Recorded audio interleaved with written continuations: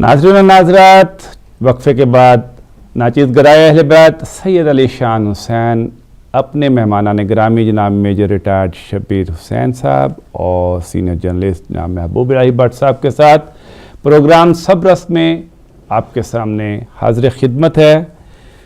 बहुत ही अहम और दिलचस्प किस्म के सवालात किए गए जनाब अहमद साहब ने जर्मनी से और नकवी साहब ने, और उन्होंने उम्मत मुसल्लमा में तफरका, फ़ौज में ज़ियाउल हक़ की मज़हब की इंडक्शन, और नकवी साहब ने शराब और जुआ और बूटों के साथ ताकत के साथ हुकूमत करने की बातों की तरफ निशानदही भी की, जवाबात भी मांगे। और मेजर शब्बीर साहब ने बहुत ही एक पूरी दुनिया को, एक समंदर होता है ना, नहीं मैं कहूँगा कि पूरी दुनिया को कूदे में क्या एक जुमले में बंद कर दिया कि हमारा आलमी जहालत है। ये वैसी ही जहालत है जैसे अबू जहल जैसा पढ़ा लिखा शायर शख्स दुनिया का सबसे बड़ा जाहिल था। और इसके साथ ही उन्होंने ये भी फरमाया कि जब तक हम महद से लेके लहद तक अपने बिलीफ के ग़ुलाम रहेंगे, एक दूसरे के खून को पानी समझकर बहाते रहेंगे। जबकि महबूब इलाही भट्ट साहब ने बहुत ही खूबसूरत अंदाज में हरमैन शरीफैन को सबका मुश्तरका घर करार दिया और कहा कि जब आप किसी दूसरे के घर में पत्थर मारेंगे तो आपको फिर अपने घर में भी पत्थर लेना पड़ेगा। एक कॉल लेते हैं। अस्सलाम वालेकुम। अस्सलाम वालेकुम। जी वालेकुम सलाम। जी कौन साहब कहाँ से? जी मैं स्वीडन से बोल रहा हूँ। मेरा नाम सैयद हामिद रजा है। जी हामिद साहब, मेरे चंद सवालात हैं, वो मैं पूछना चाहूँगा। जी मुख्तसर कीजिए और जल्दी कीजिए, बहुत सारे लोग कॉल्स पे हैं और हमने आज इसको ख़त्म भी करना है। जी ठीक है। ठीक जी, मैं बिल्कुल टू द पॉइंट करूंगा और इससे थोड़ी सी इंफॉर्मेशन भी जाएगी लोगों के लिए जो इस प्रोग्राम से जानना बड़ी जरूरी है। बहुत खूब।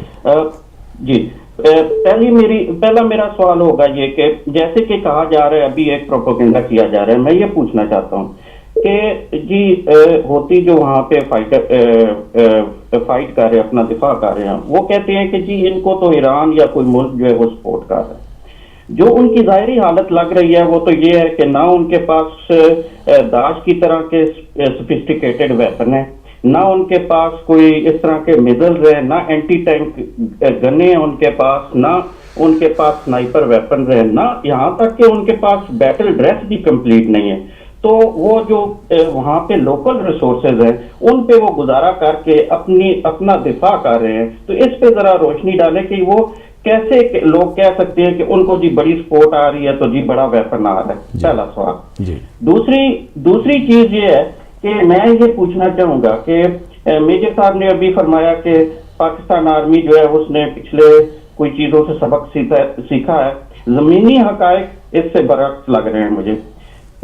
मेरी इंफॉर्मेशन के मुताबिक वहां पे हमारा एक सऊदी अरब में एक infantry division, special forces SSG के कुछ दस्ते और अल-खालिद टैंक वगैरह वहां पहुंचे हुए हैं।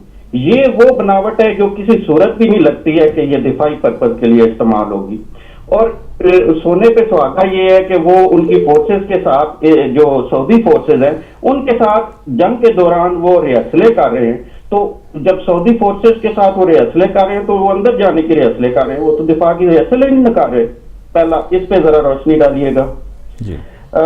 मेरा तीसरा सवाल ये होगा कि जो पाकिस्तानी गवर्नमेंट है इस वक्त वो टोटली जो है वो इन्फ्लुएंस हुई है सऊदी अरब से, बल्कि उसका सऊदी अरब का इतना इन्फ्लुएंस है कि ये दोनों भाई तो एक साइड पे, जो हमारे मिनिस्टर की अपॉइंटमेंट के मिनिस्टर हैं वो भी जो है वो इनकी मर्जी के बगैर जो है वो सऊदी उसकी इन्वॉल्वमेंट है कि फलां जगह पे फलां मिनिस्टर लगाया जाए। तो इस सारी सिचुएशन को कैसे हो सकता है कि एक ऐसी गवर्नमेंट जो प्रो सऊदियन है वो उनकी हर जायज नाजायज जो है वो बात मानने के आगे खड़ी होगी। और इस सूरत हाल में क्या ये भी नहीं लगता कि दोनों पाकिस्तान आर्मी भी अभी उसी तरह चल रही है जैसे कि ये दोनों भाई जा रहे हैं, नवाज शरीफ और शहबाज शरीफ, और ये जो है क्या ये इस सूरत में अपनी रिश्तेदारी का जो इंटरेस्ट है वो निभा रहे हैं या मुल्क का इंटरेस्ट निभा रहे हैं? बहुत शुक्रिया। चौथा सवाल जल्दी से मैं ये करूंगा कि इस वक्त जो पाकिस्तान की बॉर्डर्स की सिचुएशन है, यानी कि पहले ही हम एक डिवाइडेड सोसाइटी है, डिवाइडेड कौम है, ज़बान के लिहाज से, सूबों के लिहाज से, पार्टियों के लिहाज से, फिरका वारायत के लिहाज से, ऊपर से ये खून की लकीर जो ये खींचने जा रहे हैं, इसके हमारी जो इंटरनल सिक्योरिटी है और जो फौज है वो इस वक्त वजीरिस्तान में भी कमिटेड है। इस वक्त वो इंडिया के साथ कई क्लैशेस हो रहे हैं बॉर्डर पे, उधर भी कमिटेड है, कराची में भी और जगहों पे भी कमिटेड है। तो ऊपर से ये अगर ये इस अंधे कुएं में फौज को धक्का देंगे तो हम कहाँ पे खड़े होंगे इस वक्त, और हमारा इंटरेस्ट कैसे वॉच होगा पाकिस्तान का? दूसरी तरफ इंडिया इससे क्या भरपूर फायदा नहीं उठा सकता इस सिचुएशन से? और हमारा जो एक तरफ बलोचिस्तान है वो बिल्कुल जो है इस वक्त सेफ है, क्योंकि हमारे उस तरफ से जो इन्फिल्ट्रेशन है वो सेफ है, क्योंकि हम ईरान पे रिलाई करते हैं कि वो किसी तरह से भी बलोचिस्तान में किसी को कोई गलतकारी नहीं करने देंगे। लेकिन ऐसी सिचुएशन में जब आप ईरान के इस तरह से खुला आप आमने सामने आ जाएंगे तो क्या बनेगा बलोचिस्तान का? तो ये मेरे चंद सवाल। बहुत शुक्रिया, बहुत शुक्रिया, बहुत शुक्रिया। अस्सलाम वालेकुम। वालेकुम सलाम। किबला, मैं सिर्फ 1 मिनट दूंगा और 2 सवाल करने हैं, सिर्फ 1 मिनट। वो भट्ट साहब से मैंने 2 सवाल करने हैं। पहला सवाल तो भट्ट साहब मुझे आप ये बता दें कि पाकिस्तान का ज़ैद हो या बकर हो, लेकिन हो पाकिस्तान का प्रेसिडेंट, तो वो जब जाए सऊदी अरब में, जैसे कि जरदारी गया था सऊदी अरब में, तो उसको उन्होंने घास नहीं डाली और कुछ ना दिया और खाली हाथ वापस भेजा। वो भी तो पाकिस्तान का प्रेसिडेंट था, 18 करोड़ का आवाम का प्रेसिडेंट था। तो क्या वजह थी इसमें, क्या राज था कि वजीर आजम नवाज शरीफ बन के जाए तो उसको $1 बिलियन की भी फौरी इमदाद मिल जाती है? क्या वो इमदाद पाकिस्तान की थी या पाकिस्तान के अवाम की थी, या सिर्फ नवाज शरीफ को दी गई थी अपने मकासद हासिल करने की? ये एक सवाल ये है। दूसरा सवाल मेरा ये है कि फलस्तीन पे हमला हो तो ये सऊदी अरब खामोश रहता है, और अपनी जात पे अगर हमला ना भी हो, खुद जारियत करे तो पाकिस्तान से और लोगों से मदद मांगनी शुरू कर देता है। क्या ये सही बात है कि फलस्तीन की बात में वो खामोश रहे और अपनी जात के लिए आए तो लोगों से मदद मांगे?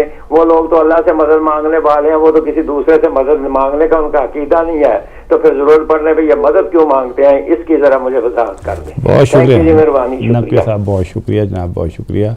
अस्सलाम वालेकुम। जी वालेकुम सलाम डॉक्टर साहब, आपको भी, मेजर साहब को भी और भट्ट साहब को भी अस्सलाम वालेकुम। मोहम्मद अली लंदन से बोल रहा हूँ। जनाब मोहम्मद अली साहब, ठीक ठाक? जी हाँ जी। तो मेजर साहब से शुरू करता हूँ क्योंकि मेजर साहब से इब्तिदा हुई थी, और फिर आपको तो फारग नहीं छोड़ेंगे, आपसे भी एक सवाल करेंगे क्योंकि माशाल्लाह आपको भी जवाब देना पड़े। तो मेजर साहब ने बड़ी अच्छी तवज्जो दिलाई है कि जहालत, और मेजर साहब से मैं ही पूछता हूँ कि मेजर साहब बता दीजिएगा कि इस जहालत को किसने फैलाया? हुक्मरानों ने, जगीरदारों ने, या जो मिंबरे रसूल पे बैठते हैं? इन तीनों में कौन कसूरवार है? ये मेजर साहब मेरे ख्याल से अच्छे तरीके से। तो भट्ट साहब से सवाल ये है कि भट्ट साहब, ये जो जिस जमहूरियत में हम रह रहे हैं, पूरी दुनिया की जमहूरियत नाम चल रहा है, क्या ये जो प्रिविलेजेस की बुनियादों के ऊपर जो इन्होंने हुकूमत की बुनियादें रखी हैं, क्या ये कामयाब होगी आने वाली सदियों में, 500 साल बाद, 10 साल बाद, 40 साल बाद? तो ये प्रिविलेजेस जो है ना, इसकी बुनियादें क्या इसी तरह एक कामयाबी की तरफ जा रही हैं या नाकामी की तरफ जा रही हैं? तो डॉक्टर साहब, आपसे मेरा लास्ट सवाल यह है कि पिछले प्रोग्राम का सवाल इसी में ऐड कर लेते हैं कि तारीख की आप माशाल्लाह बड़ी नज़र रखते हैं। हमें बताया जाए कि क्या मुसलमानों की जो हिस्ट्री है, विदाउट आर्कियोलॉजी हम अपनी हिस्ट्री को दुरुस्त कर सकते हैं? जो हमारे इख्तलाफात हैं, जितनी भी हिस्ट्री हमारी है, क्या इसकी जो हमारे इसी को जहालत में भी ले लें या इसी को तफक्के में ले जाएं कि आर्कियोलॉजी ना होने की वजह से हमारी हिस्ट्री तबाह बर्बाद है और हम फिरकों में बटे हुए हैं? इसके ऊपर थोड़ी सी रोशनी डाल दीजिएगा।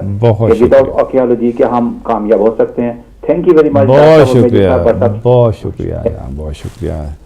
अस्सलाम वालेकुम। अस्सलाम वालेकुम जी, अस्सलाम वालेकुम जी। वालेकुम अस्सलाम जी। अली शान साहब, मैं इरफान शाह बोल रहा हूँ लंदन से। जी इरफान कैसे हैं साहब, आप? शुक्र अल्हम्दुलिल्लाह। आपके मोअज़्ज़ज़ मेहमानों को बहुत बहुत सलाम। माशाल्लाह उन्होंने बहुत खूबसूरत तरीके से एक्सप्लेनेशन किया है। जी जी। और मैं तो आपको दाद देता हूँ आपकी बहादुरी की। माशाल्लाह पहला चैनल मैंने देखा है जो ये यमन के क्राइसिस का टॉपिक लेके आया है और इसकी बहुत अशद जरूरत थी। तो बात यह है कि आप ही नहीं सिर्फ यहाँ बैठे कंडेम कर रहे हैं, यूएनओ ने बड़ा जबरदस्त तरीके से सऊदी अरब को कंडेम किया है। उन्होंने ये हवानों वाला हरकत की है कि इंसान इंसानों के साथ ऐसा नहीं कर सकता। बहर अगर सऊदी अरब की जगह मैं भी होता तो मेरे किसी दोस्त की पावर कंट्रोल जा रही होती तो मैं भी वही करता। मगर जो सऊदी अरब ने किया तरीका जो है ना वो बहुत जैसे कहते हैं वहशियाना तरीका है। सिविलाइज तरीका ऐसे होता है या आदमी उसकी जो गवर्नमेंट थी उसको सपोर्ट किया जाता तो वो डिफरेंट था क्योंकि बैलेंस रहता। अब इस चीज में कोई बैलेंस नहीं है कि आप उठे हो, आपके पास मॉडर्न वेपन्स हैं, न्यूक्लियर वेपन हैं, इनसे वेस्टर्न नेशन से खरीदे हुए $1 बिलियन के, और एक निहत्ते अपने ही मुसलमान भाइयों को जो आपके नेक्स्ट डोर नेबर हैं उनके ऊपर जाके गिरा रहे हो। आप सिर्फ मुसलमानों की नहीं पूरी दुनिया की दुश्मनी मोल ले रहे हो। ये अभी नहीं, इंशाल्लाह आप देख लीजिएगा कुछ अरसे बाद इसके कॉन्सिक्वेंसेस बहुत बुरे होंगे और जो थोड़ी रही से रेपुटेशन है सऊदी अरब की वो भी चली जाएगी।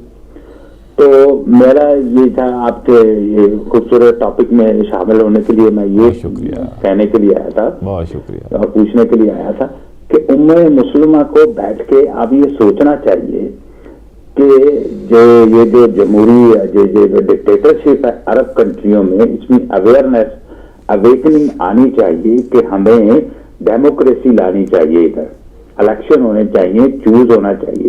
क्योंकि 45% में देख रहा था ये हूती लोग जो है ना, ये जो शिया मुस्लिम है वहाँ जैदी या दूसरे, ये 45% इनकी मेजोरिटी है। अगर आप उनकी पार्लियामेंट में देखो या अगर उनके इलेक्शन भी हों तो उनके काफी एमपीज 30-40% से ज्यादा गवर्नमेंट में शामिल हो सकते हैं और गवर्नमेंट में कंट्रीब्यूट करके वो अच्छे तरीके से दोनों मिलके मुतहद होकर हुकूमत बना सकते हैं। जैसे इराक में देख लीजिएगा इंशाल्लाह शिया और सुन्नियों की इकट्ठी हुकूमत बनेगी और कामयाब रहेगी। इसी तरीके से कोई लाया अमल बनाना चाहिए, बैठ के बात करनी चाहिए, डेमोक्रेसी होनी चाहिए। तो मेरा सवाल करने का यह मतलब था कि ये हमारे मुसलमानों में ये अवेकनिंग कब और कैसे आएगी? बहुत शुक्रिया इरफान साहब, इंशाल्लाह आपका जवाब देते हैं। जनाब बहुत सारे सवाल इकट्ठे हो गए हैं।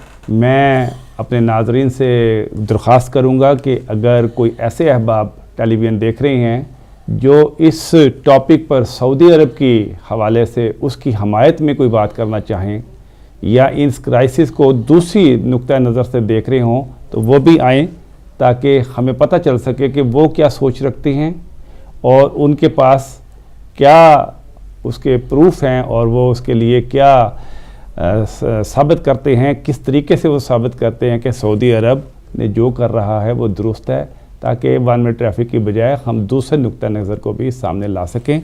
ये मजहबी नहीं, इस वक्त सियासी बहस है और सियासी बहस में हर बंदा हर जगह से शामिल हो सकता है। तो जनाब मैं क्योंकि आपकी तरफ ही पहले आना चाह रहा हूँ तो नकवी साहब के सवालात ले लेते हैं। भट्ट साहब से आप उन्होंने सवालात किए हैं, लेकिन मैं इनके सवाल से पहले एक जोड़ना चाहता हूँ।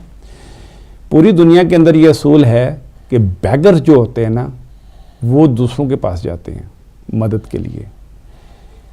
मांग मदद रहा है सऊदी अरब और पाकिस्तान का आला सतही वफद वहाँ जा रहा है ये देखने के लिए कि उनको मदद की क्या ज़रूरत, कौन सी किस तरह उनकी मदद की जा सकती है, ये ऐसा क्यों है। और जैसा उन्होंने कहा कि सिर्फ जरदारी जाए तो कोई पैसा नहीं, नवाज शरीफ जाए तो पैसे मिलते हैं और फ़लस्तीन पर हमला हो तो सऊदी अरब खामोश हैं, और अगर कोई ऐसी ताकत ख़ित्ते में पैदा हो जो उनके लिए वो समझते हैं ख़तरा है तो वो। अस्सलाम वालेकुम जी, कौन साहब कहाँ से? वालेकुम सलाम जी, मैं अपना अली साहब आया हूँ दोबारा इसलिए कि वफद होके आ गया है आसिफ साहब और वो जनरल साहब 3 स्टार एक गए थे साथ, और 2 एक वज़रा गए थे, वो वापस आ गया है। और कल सुबह मीटिंग है, अपना वज़ीर आज़म साहब को बताना है उनकी डिमांड क्या है। और दूसरा एक और बताता जाऊं, मेरे साहब के नॉलेज में होगा, ISI के जो इंचार्ज थे हमीद गुल साहब थे ज़ियाउल हक के ज़माना में, तो जब ये जहाद ख़त्म किया तो अमेरिका ने जब हाथ झाड़ के चले गए, तो ज़ियाउल हक साहब ने ऑन रिकॉर्ड टीवी पे मीटिंग के अंदर कहा कि कोलियां दी दलाली च मुंह काला, कि असी ये जरा कीता है सारा काम ते साडे पल्ले मिला कख भी ना सानू। ते ये ज़ियाउल हक दे अल्फाज सन, ते ਉਹ ਖੁਦਾ ਤਾਲਾ ਕੋਲ ਵੀ ਜਾ ਕੇ ਉਹਦਾ ਇਸੇ ਤਰ੍ਹਾਂ ਹੀ ਹਾਲ ਹੋਣਾ ਵਾ ਜਿਹੜਾ ਉਹਨੇ ਆਪਣੇ ਮੂੰਹ ਨਾਲ ਇਕਰਾਰ ਕਰਕੇ ਗਿਆ ਸੀ, ਔਰ ਹੋਇਆ ਵੀ, ਦੁਨੀਆ ਨੇ ਵੇਖਿਆ ਵੀ। खुदा हाफिज। बहुत शुक्रिया जनाब, बहुत शुक्रिया जी जी। पहले तो बात यह है कि नाजरीन से ये दरख्वास्त करें कि वो टॉपिक के अंदर रहें। ज़ियाउल हक का दौर या दूसरी तीसरी बातें जो हैं वो उनको ठीक है जवाब देंगे, जो सवाल हमने ले लिए उनके जवाब तो ज़रूर देंगे, लेकिन मेरा ख्याल है कि हम असल टॉपिक की तरफ अभी तक आए नहीं हैं। वो मैंने इसीलिए आखिरी हिस्से में रख लिया है कि चलें अब टाइम भी बहुत कम रह गया। तो एक तो उनका सवाल था ये कि पहला सवाल तो उनका था कि नवाज शरीफ को पैसे क्यों मिलते हैं, दूसरे सदूर को क्यों नहीं, और फलस्तीन पर खामोशी क्यों, बैकर जो होता है वो मांगने जाता है जी। ये हालात के ऊपर डिपेंड करता है कि एक ज़माना था वाकई हरमैन शरीफ, खादमैन हरमैन शरीफ जब तेल वगैरह नहीं निकला था 1930-31 की शायद बात है, उस दौर में वो लोग पाकिस्तान में चंदा मांगने आते थे, और जब खाना काबा की तोसी या वहाँ पे कुछ तामीर व मरम्मत का काम करवाना था तो आए थे और सुना कि नवाब बहावलपुर ने उस ज़माने में लाखों रुपए दिए थे उनको। तो वो तो अब तेल निकला तो अब वो इस पोजीशन में है। और दूसरी बात यह है कि जो हुकूमत उनके मफादात बेहतर तौर पर पूरे करेगी वो उसी को इमदाद देंगे। यहाँ पर बात चूँकि अभी मेजर साहब ने भी आगाज़ में ये बात की थी कि ऐसे ही को किसी को पैसे नहीं दे देता। इस वक्त उनका मुफाद था इसलिए उन्होंने पैसे दिए हैं, उस वक्त उनका मुफाद नहीं होगा उन्होंने नहीं दिए। और फिर ये बात सऊदी अरब और इसराइल और फ़लस्तीन के जो हवाले से आपने बात की है, बिल्कुल मैं आपसे एग्री करता हूँ कि आज तक सऊदी अरब ने फ़लस्तीनियों की हमायत नहीं की। शाह फैसल के दौर में उनके कुछ बयानात 1972 में, मेरा ख्याल है 72 में जब वो हुई है जारहियत, तो उन्होंने एक बयान दिया था फ़लस्तीनियों के हक़ में कि भाई आपने उनके बच्चे क्यों मारे, क्यों बमबारी किया वगैरह वगैरह। और एक बात यहाँ पर मैं आपको और वाज़े कर दूँ कि सोवियत यूनियन ने 2 ममालिक के साथ सफारती ताल्लुकात नहीं रखे थे, जो जिसको हम रूस कहते हैं, सोवियत रूस, और उन्होंने 2 ममालिक जिनने उनके साथ या उन्होंने उनके साथ ताल्लुकात नहीं रखे थे वो थे एक सऊदी अरब और एक इसराइल। और अजीब बात यह है कि जिस मुल्क में के साथ आपके ताल्लुकात नहीं होते सफारती ताल्लुकात, वहाँ पर आप अपने सफारती ज़रूरियात किसी दूसरे मुल्क के हवाले करते हैं। और अजीब बात यह है कि सऊदीया ने भी अपने जो सफारती ताल्लुकात की ज़रूरियात सोवियत यूनियन में पूरी करने के लिए मास्को में जो काम जो दिया था अमेरिका को दिया था, और इसराइल ने भी अपना काम जो था अमेरिका को दिया था।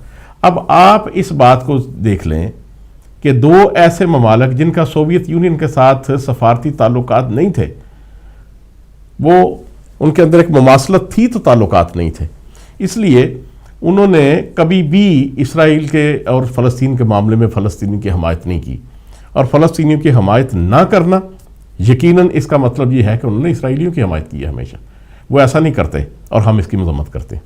जी, अगला क्या सवाल था जनाब? दूसरा ये है कि क्या हम अपने पर जब हमला हो जी, यानी उस वक्त के सऊदी अरब मुख्तलिफ ममालिक के अंदर दरअंदाजी कर रहा है जी, तो 2 स्टेटमेंट अब तक आई हैं। एक तो हसन नसरुल्लाह साहब की स्टेटमेंट आई थी कि अगर हरमैन शरमैन यहाँ पर ना होता तो हम सऊदी अरब की ईंट से ईंट बजा देते।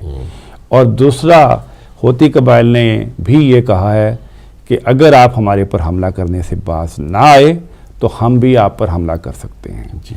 तो उसके ऊपर उन्होंने कहा है कि वो भागे हैं पाकिस्तान से मदद, तुर्की से मदद, मिस्र से मदद, जबकि ये तो कहते हैं कि किसी से मदद लेना शिर्क है और गुनाह है, सिर्फ अल्लाह से मदद लेनी चाहिए। नहीं, हाँ बिल्कुल आपने दुरुस्त फरमाया। पहली बात तो यह है, देखें कि रंज की जब गुफ्तगू होने लगी, आपसे तुमसे तू होने लगी। अब बात यह है कि ये चीज़ کہ جب حملہ ہوتا ہے, جب بم یا کوئی گولی چلائی جاتی ہے تو اس کا ہدف کوئی ضروری نہیں کوئی ایک ہو. گولی چلائی میرے اوپر جائے, لگ بیجر صاحب کو جائے یا شاہ صاحب کو لگ جائے, یہ ایسا ممکن ہے؟ یہ تو ہو سکتا ہے کہ جب بمباری شروع ہو جائے تو کوئی پتہ نہیں کہ حرمین جو ہمارے مقدس مقامات ہیں ان پر بھی کوئی گولا گرے, اللہ نہ کرے کہ ایسا ہو, لیکن ایسا ہو بھی سکتا ہے. لیکن یہاں پر یہ جو بات سوال کہ میں اس سائڈ پہ آتا ہوں کہ دفاع کا حق صرف اس کو ہے جس پر حملہ ہوتا ہے. دفاع جو ابھی فوجی اصطلاح میں بھی میجر صاحب فرما رہے تھے, دفاع اس وقت ہوتا ہے جب کوئی آپ کے خلاف جارحیت کرتا اور آپ اس کا دفاع کرتے. تو میں نہیں سمجھتا کہ سعودی عرب کی یہ دفاعی پوزیشن ہے یا ان کو کسی مدد کی ضرورت ہے. بھائی آپ کے پاس اتنا پیسہ ہے, آپ جو ہے وہ ایمان کی دولت سے مالا مال ہے, آپ اپنے آپ کو بہت جو ہے وہ پکا اور سچا مسلمان سمجھتے ہیں, آپ کو تو اللہ کی مدد ہی کافی ہے. جیسا کہ آپ کا کہنا ہے کہ اللہ سے کسی سے مدد نہ مانگو, پھر آپ کو کسی سے جا کے مدد مانگنے کی کیا ضرورت ہے؟ آپ کی اپنی آرمی, جتنا کہ آپ کے پاس پیسہ ہے, آپ کی اتنی آرمی ہونی چاہیے, اتنی اسٹرانگ آرمی ہونی چاہیے کہ آپ کو تو چاہیے, آپ یہ اگر کلیم کرتے ہیں کہ آپ دنیا بھر کے مسلمانوں کے اور اسلامی دنیا کے آپ جو ہے وہ لیڈر ہیں, تو پھر تو آپ کو تو دوسروں کی مدد کرنی چاہیے بھائی. جا کے آپ کو تو پاکستان کی مدد کرنی چاہیے جو چاروں طرف سے خطرات میں گھرا ہوا ہے. آپ کو تو اس وقت جب مسلمان مر رہے تھے عراق میں امریکہ کی جو ہے وہ جارحیت سے, ٹھیک ہے صدام نے کیا, صدام اس صدی کا, پچھلی صدی کا سب سے برا آدمی گنا جا سکتا ہے, لیکن سوال ہے کہ وہ جو نہتے عراقی شہری مر رہے تھے ان کو بچانے کے لیے تو آپ نے کچھ نہیں کیا, بلکہ آپ نے اپنی زمین دی, اپنے اڈے دیے امریکہ کو, کیا بھائی ہمارے گھر میں بیٹھ کے آ کے تو حملے کرو. تو آپ کو تو مسلمانوں کی مدد کرنی چاہیے شاہ صاحب. میں شاہ صاحب سے مراد شاہ عبدالعزیز صاحب کی نسل کو لے رہا ہوں کہ آپ کو تو آل سعود, آپ کو تو مسلمانوں کی مدد کرنی چاہیے.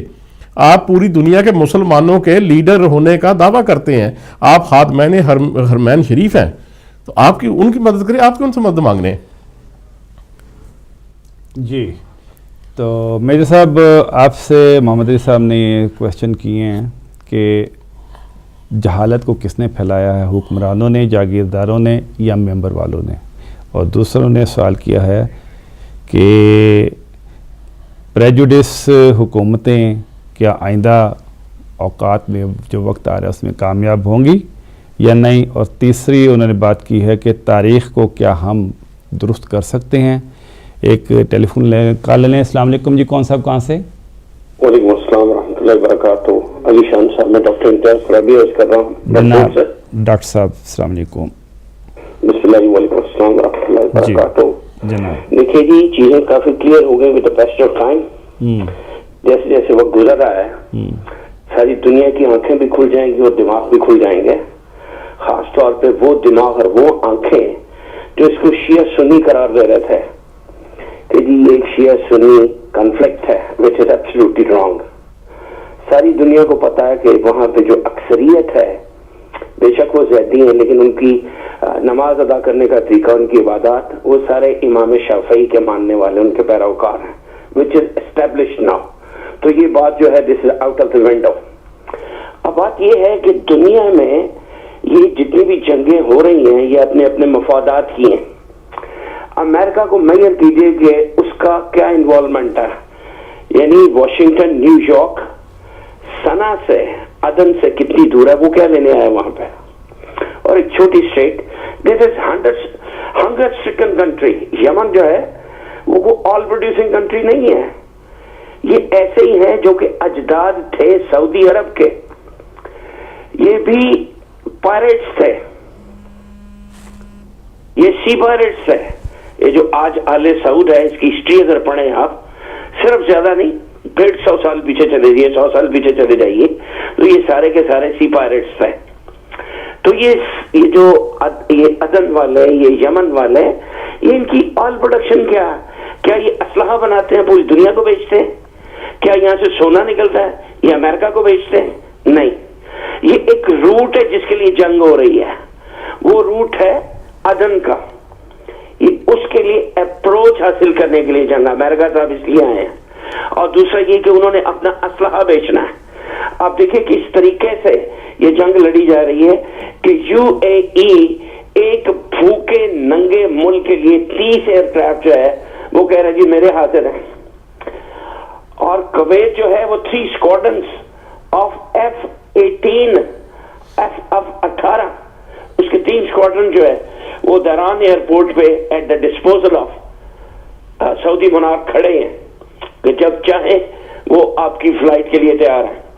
بحرین جیسا ملک 12 جہاز, قطر 10 جہاز, جارڈن 6, موراکو جیسا ملک 6 جہاز, سوڈان جو ہے وہ 3 جہاز.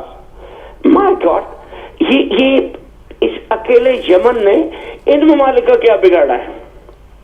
یہ جتنوں کو میں نے نام لیے ہیں ان کا کیا بگاڑا ہے؟ اس نے کیا ان کا کوئی ایکسپینشنزم کا کوئی ڈیزائن ہے اس کا؟ نو.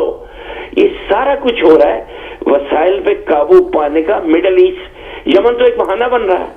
یمن hasn't got that big reservoirs as the Saudi has got, یا for that matter UAE کے ہیں. یہ ایک کھولی جا رہی ہے دوزخ کہ جو ان کو آج امریکہ کو, اسرائیل کو خوشحالی نظر آتی ہے پورے مڈل ایسٹ میں in the form of Qatar, Kuwait, UAE اور فار دیٹ میٹر عمان بھی اس میں شامل ہے. یہ ان کو ایک نظر نہیں بھا رہا. اور آپ دیکھیے کہ یہ اس کو بہانہ بنا کے اب کیا ادھر سے اتنے جہاز آئیں گے سپورٹ میں یا ڈیفنس میں؟ ان کی ڈیفنس لائن کو دیکھیے آپ کہ ان کی ڈیفنس لائن کے پاس ہے کیا. آپ نے دیکھی ہوگی اگر فوٹیج دیکھے, وار فوٹیج, تو اس میں آپ دیکھتے ہیں کہ اپنے شانوں پہ انہوں نے اینٹی ایئر کرافٹ میزائلز رکھے ہوئے ہیں. It is combat. یہ کمبیٹ کریں گے, یہ کمپیٹیبلٹی ہے امریکہ کے خلاف. امریکہ ان کو ساری لاجسٹک فیسلٹیز دے رہا ہے, لاجسٹک انٹیلیجنس دے رہا ہے کہ ایتھو مارو, ادھر ہے گجے, ادھر ہو گجے. مائی گاڈ, بینگ بدماش آف دا ایریا, یہ بدماش ہے پوری دنیا کا. اگر یہ بہت بڑا ہے تو ہی suppose to sit down with them, بیٹھو بھائی نیگوسیشنز کرو and let me apprise your good self. And اس کا نیگوسیشن ہے. اور جہاں تک ایران پہ جو بلیم لگ رہا ہے کہ وہ اسٹوجیز ہیں جی اور وہ اس جنگ کو ہوا دے رہے ہیں, بتائیے ایک جہاز بھی ان کا ابھی تک فلائی کیا ہے, اس نے انوالومنٹ کی ہے؟ ایک سپاہی دہا دیں بارڈرز پہ کہ وہ ان کے کمبیٹ کے لیے آیا ہو. یہ ساری بدماشی ہے, یہ ساری بدتمیزی ہے. اور اس کے بعد آ گیا پاکستان کا رول. پاکستان کہاں کا چوکیدار ٹھیکیدار بنا پڑتا ہے؟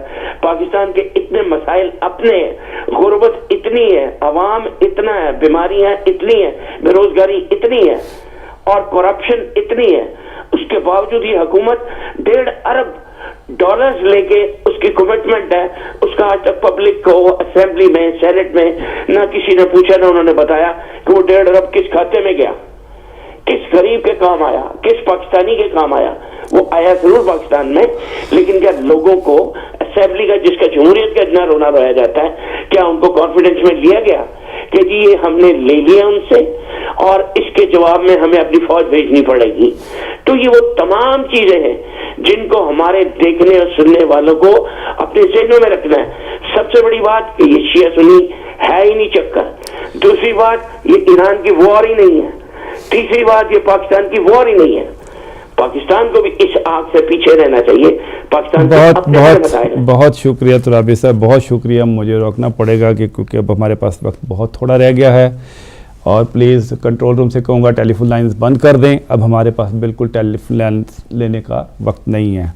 تو جناب ہم میرے صاحب آپ کی طرف آئے تھے, میں نے آپ سے 3-4 چیزیں رکھی تھیں, اور وہ یہ ہیں کہ جہالت کو کس نے پھیلایا, حکمرانوں, جاگیرداروں یا ممبر والوں نے, اور جمہوریت. یہ پریجوڈس حکومتیں آئندہ وقت میں کامیاب ہوں گی نہیں, اور تاریخ کیا ہم درست کر سکتے ہیں یا نہیں کر سکتے. اور ڈاکٹر امتیاز ستاروی صاحب نے بہت لمبے چوڑی باتیں کیں. اس کا لب الباب صرف یہی ہے کہ پاکستان اگریسر کے ساتھ جا رہا ہے, جو نہیں جانا چاہیے. جی علی شان صاحب, میرے خیال میں جہالت کو پھیلایا نہیں جاتا, جہالت سے نکلا جاتا ہے. انسان پہلے جاہل تھا, اللہ تعالیٰ نے نبیوں کو بھیجا, انسان کو بتایا کہ جہالت سے باہر نکلو, پھر انسان اس کو فالو کرتا ہے.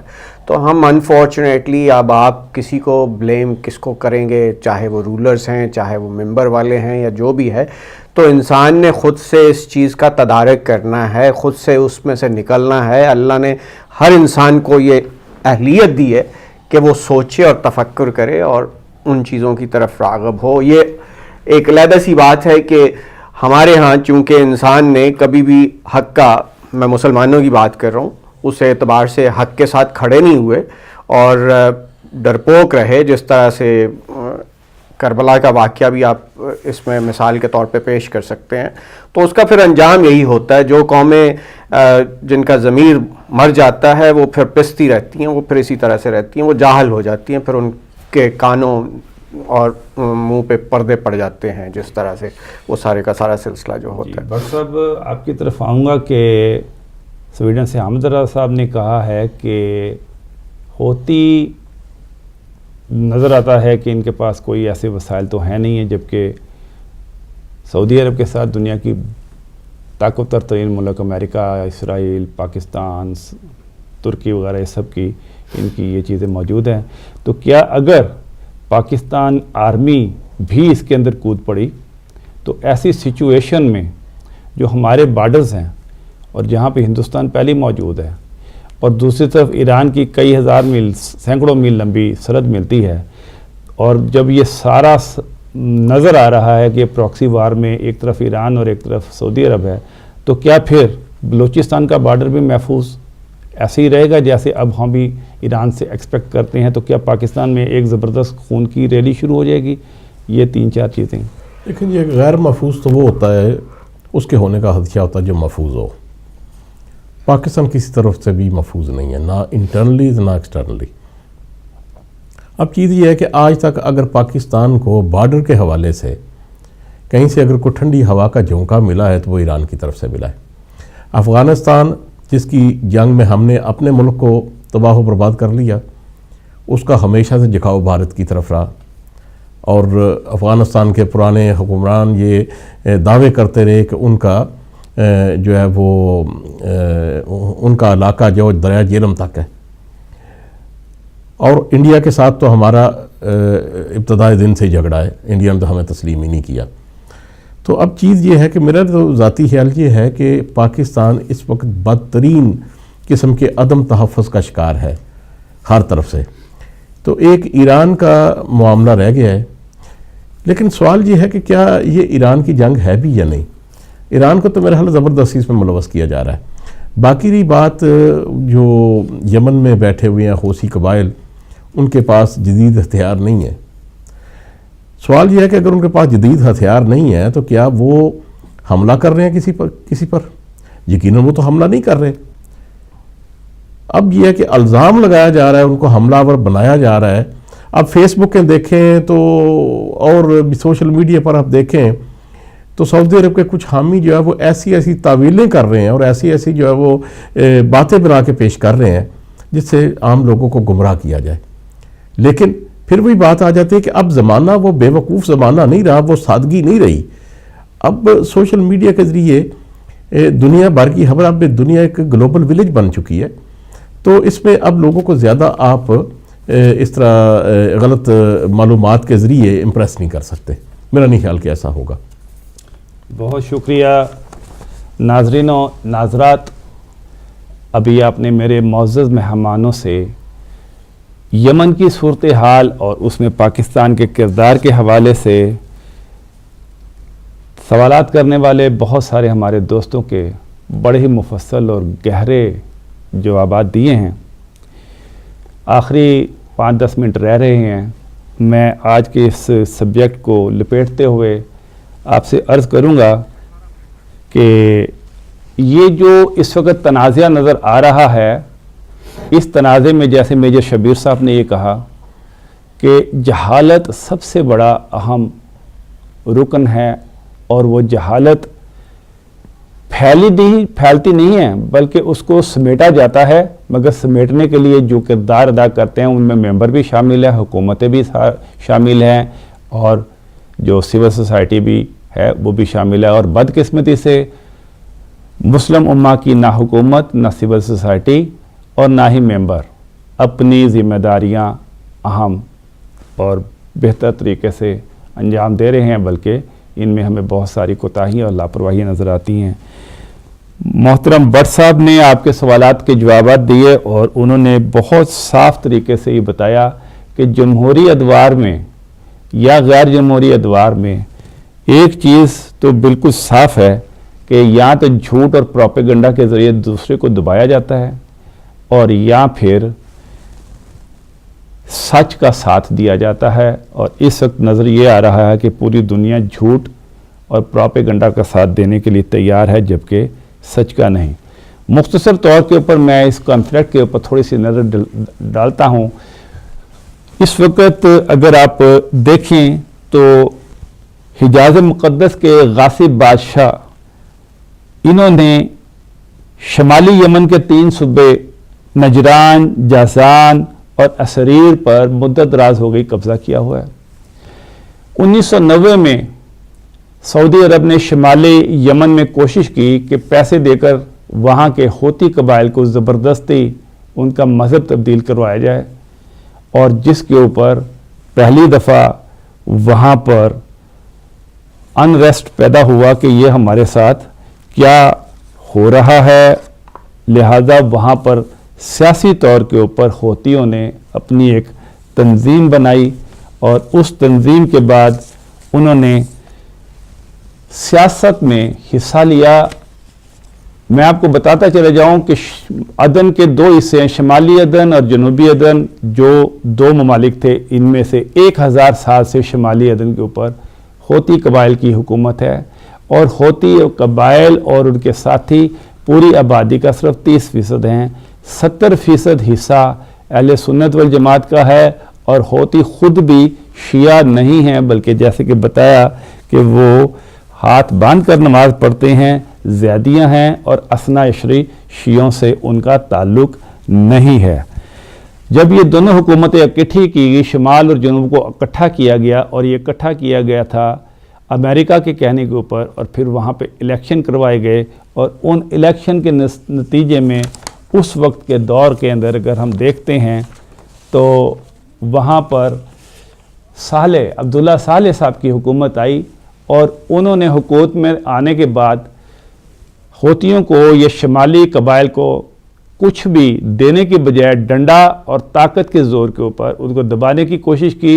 اور آپ کو یاد ہوگا کہ 1990 کی دہائی میں بھی اور اس کے بعد 2000 کی دہائی میں بھی برطانیہ امریکہ کے الحاق کے ساتھ سعودی عرب آپ کو شمالی علاقوں پر بمباری کرتا دکھائی دیتا ہے۔ اب 13 سال کے بعد دوبارہ سچویشن یہ پیدا ہوئی کہ جب عوام کا بہت زیادہ دباؤ عبداللہ صالح پر بڑھا اور اس کو ریزائن کرنا پڑا 2013 کے اندر، تو اس ریزائن کے بعد امریکہ نے ڈبل گیم یہ کھیلی کہ انہوں نے اس کے جو ڈپٹی تھے جناب منصور ہادی صاحب، ان کو صدر منتخب کرا دیا۔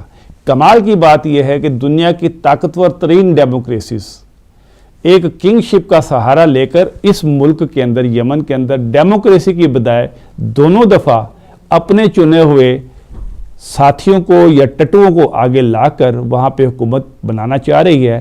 اور اگر وہ بن بھی گئے تھے تو تھوڑی سی ان کو یہ سمجھ آتی کہ ہوتیوں کو اور دوسرے قبائل کو ساتھ لے کر چلتے ہیں تو شاید یہ حالات اس طرح کے نہ آتے۔ ہوا یہ کہ یمن کے پورے حصے کو، پورے ملک کو 13 صوبوں میں یا 13 اس کے حصے بنانے کی کوشش کی گئی۔ جب اس کے 13 حصے بنائے جاتے تو یہ ہوتی قبائل سیاسی طور کے اوپر بالکل دب کے اور برباد ہو کر رہ جاتے۔ لہٰذا انہوں نے سینٹر سے یہ درخواست کی کہ اس کے 13 حصے کرنے کی بجائے ان کو مختصر کر کے 3 یا 4 یا 5 اس کے صوبے یا حصے بنائے جائیں، تاکہ ہم اپنی اٹانومی میں رہتے ہوئے ہم ایک مضبوط آپ کے پارٹنرشپ کے اوپر سامنے آئیں۔ مزیداری کی بات ہے کہ ان کو جب طاقت سے روکا گیا تو انہوں نے عوام کا سہارا لیا اور اپنا مقدمہ پورے یمن کے عوام کے سامنے پیش کیا، اور جس کے نتیجے میں عبداللہ صالح کے مقابلے میں لاکھوں افراد سڑکوں پر نکلے، جلوس نکلے، بہت زیادہ لوگ مارے بھی گئے، مگر اس کا نتیجہ عبداللہ صالح کی حکومت کے برخاست ہونے پر ہوا۔ لیکن منصور ہادی نے اس سے پھر کچھ نہ سیکھا، اور حکومت میں آنے کے بعد، جو کہ ایکچولی ڈیموکریٹک حکومت نہیں تھی بلکہ زبردستی کی بنائی ریگڈ الیکشن کے بعد جو حکومت بنی تھی، انہوں نے بھی اسی پالیسی کو چلانے کی کوشش کی۔ مزیداری کی بات ہے عبداللہ صالح جو پہلے بمباری کرتا ہے اور دشمن ہے ہوتیوں کا، وہ اقتدار سے جانے کے بعد اپنے فوجی ساتھیوں سمیت ہوتیوں کے ساتھ آ ملتا ہے، اور اس کے ہوتیوں کے ساتھ آ ملنے کے بعد فوج کا ایک بہت بڑا حصہ اس تحریک میں شامل ہو جاتا ہے، اور اس تحریک کو ایک عوامی صورت وہ مل جاتی ہے، اور پوری یمن کی عوام صرف ایک مطالبہ کر رہی ہے کہ ہمیں غیر جمہوری طریقے سے نہیں بلکہ جمہوری طریقے سے منصفانہ الیکشن کر کے ہماری نمائندہ حکومت بنائی جائے، جس کے نتیجے میں پہلے تو منصور ہادی عدن میں فرار ہوئے، اور جب وہاں پر بھی ان کو دباؤ کا سامنا کرنا پڑا تو وہ وہاں سے اٹھ کر سعودی عرب میں چلے گئے، اور اب وہ سعودی عرب میں بیٹھ کر دنیا سے اپنے ہی ملک کے اوپر حملہ کرنے کے لیے امداد مانگ رہے ہیں، اور اب وہ امداد مانگنے کے ساتھ فضائی حملوں کے بعد اب وہ سعودی عرب سے اور اس کے جو الائز ہیں ان سے گراؤنڈ کی ریالٹیز اور گراؤنڈ کے اوپر حملہ کرنے کے لیے بھی فوج مانگ رہے ہیں۔ یہاں بڑی مددگاری کی بات یہ ہے کہ صرف سعودی عرب کا دفاعی بجٹ 13 سے 14 ارب ڈالر ہے، جبکہ پاکستان کا 2 سے 2.5 ارب ڈالر فوجی بجٹ ہے۔ کمال کی بات ہے کہ پاکستان سے کہیں زیادہ سوفسٹیکیٹڈ اسلحہ اور تمام چیزیں سعودی عرب کے پاس ہے، اور پاکستان کی افواج کے پاس اتنی سوفسٹیکیٹڈ اسلحہ اور مشینری نہیں، مگر صرف ایک چیز کا فقدان ہے کہ سعودی عرب کے فوج اپنی عیاشیوں کی وجہ سے اسلحہ ہونے کے باوجود لڑنے کے قابل نہیں، اور انہیں کرائے کے ٹٹو چاہیے، جس کے لیے انہوں نے مصر سے بھی رابطہ کیا ہے، ترکی سے بھی اور پاکستان سے بھی۔ یہاں میں آپ کو بتاتا جاؤں کہ صرف مصر کو شام، پاکستان کو 1.5 ارب، تو صرف مصر کو سعودی عرب نے 4 ارب ڈالر، متحدہ عرب امارات نے 4 ارب ڈالر اور کویت نے 4 ارب ڈالر یعنی 12 ارب ڈالر مصر کو دیے ہیں کہ وہ اس جنگ کے اندر اپنے فوجی لڑنے کے لیے اور مرنے کے لیے ان کو بھیجے، اور اسی طرح ترکی کو بھی اور 1.5 ارب ڈالر جو ہے پاکستان کو بھی دیا گیا ہے۔ اس کا نتیجہ جیسے کہ میجر شبیر صاحب نے کہا کہ نہایت ہی نامعقول نکل سکتا ہے، اور بٹ صاحب کی بھی یہ رائے ہے کہ اگر ہم اس گندی جنگ کے اندر شامل ہو گئے، جو ایک ملک کے لوگ اپنے لیے ڈیموکریسی مانگ رہے ہیں اور انتخابات کا مطالبہ کر رہے ہیں اور اپنی نمائندہ حکومت مانگ رہے ہیں، ان کو اگر وہ حکومت دینے کی بجائے اگریسرز کا ساتھ دیا گیا تو ہو سکتا ہے کہ پھر یہ جنگ یمن اور مڈل ایسٹ میں سے نکل کر اس کا رخ پاکستان کے بارڈرز کی طرف بھی آ جائے، اور اس وقت جو بلوچستان کا ایک لمبا حصہ ایرانی اثر و رسوخ کے تحت بہت ساری قباحتوں سے بچا ہوا ہے، افغانستان کے بارڈر کی طرح وہاں پر بھی ہمیں بدترین حالات کا سامنا کرنا پڑے، اور آگے ہی ہماری 2/3 افواج اپنے اندرونی معاملات میں بہت بری طرح الجھی ہوئی ہیں، تو ہم بدترین حالات کا شکار ہو سکتے ہیں۔ اس لیے اس ٹیلی ویژن کے ذریعے میرے پینلز کی اور میری حکومت پاکستان کو یہ گزارش ہے کہ وہ کل جب اپنی میٹنگز کریں تو جو بھی معاملات سعودی عرب نے ان کے سامنے رکھے ہیں اور جتنا بھی پیسہ انہوں نے ان کو دینے کی کوشش کیا ہے، اس کو قطع نظر کرتے ہوئے بالغ نظری کا ساتھ دیں، اور ان دونوں ممالک میں بہتر رول ادا کرنے کی کوشش کریں، اور وہ بہتر رول ثالثی کا ہے۔ اگر آپ ثالثی کے رول کریں گے، آپ کی عزت میں بھی اضافہ ہوگا۔ آپ نے خود سنا ہے کہ یمن کے اندر محصور پاکستانی جو اس وقت بھی 2-2.5 ہزار کے قریب ہیں، وہ بار بار آپ کے ٹیلی ویژن چینلز کے اوپر یہ کہہ رہے ہیں کہ یہاں کے لوگ بہت برا منا رہے ہیں، اور انہیں پاکستان کی یک طرفہ کارروائیوں کے اوپر بہت زیادہ تشویش ہے۔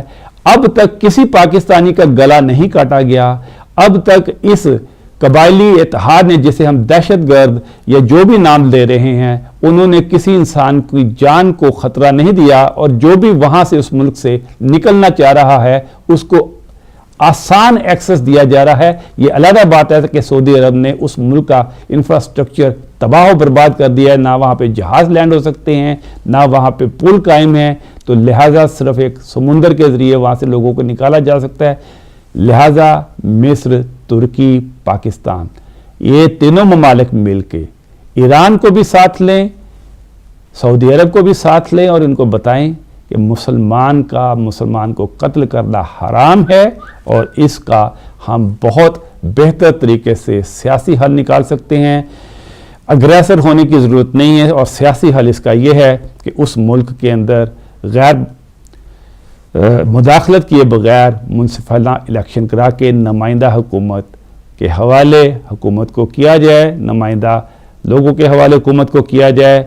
इस तरह उस मुल्क में जो अमन आएगा वो सऊदी अरब में भी अमन लेके आएगा और ख़ित्ते में भी अमन लेके आएगा और उस मुल्क के तमाम ममालिक को गैर मुस्लिम इन्वेडर्स की तरफ से होशियार होना चाहिए। ये एक बड़ा अलार्मिंग न्यूज़ है कि इसराइल ये कह रहा है कि वो मुस्तकबिल में होने वाली मुसलमानों के दरमियान जंगों में सुन्नी हुकूमतों का साथ देगा। ये एक बड़ा लम्हा फ़िक्रिया है। मेरे पैनल का ख्याल ये है कि पाकिस्तान को अक्ल के नाखून देने चाहिए। इसके साथ ही आज का प्रोग्राम ख़त्म करने की आपसे इजाज़त लूँगा। ज़माना बड़े शौक़ से सुन रहा था मगर वक्त की तनाबें खिंच गईं। हम अपने इख्तिताम की तरफ बढ़ रहे हैं। इंशाअल्लाह ताला दूसरे किसी प्रोग्राम में अपने मेहमानान के साथ दोबारा हाजिर होऊंगा। इजाज़त दीजिए। महबूब भट्ट साहब और मेजर शबीर साहब के साथ अली शान इजाज़त चाहता है। खुदा हाफिज़।